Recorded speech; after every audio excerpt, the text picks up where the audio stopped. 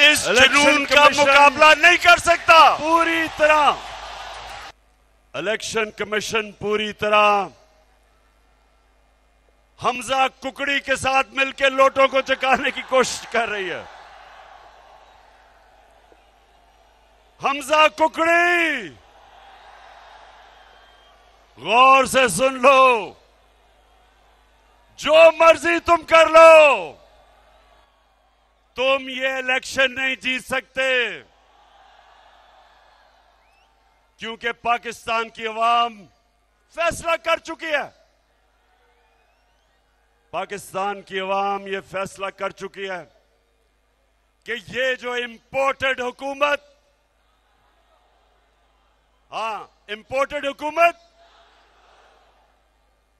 अमरीकी साजिश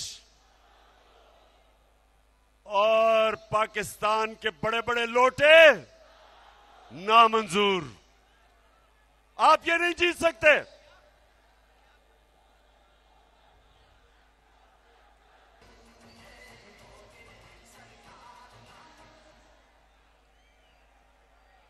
तुम्हें मैं बताता हूं, तैयाब आपको हम यहां खुशामदेद कहते हैं।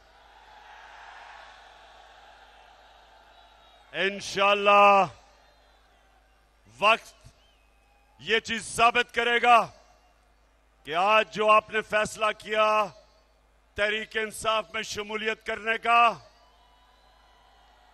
वक्त साबित करेगा कि ये आपका फैसला दुरुस्त था, आपके लिए भी और पाकिस्तान के लिए।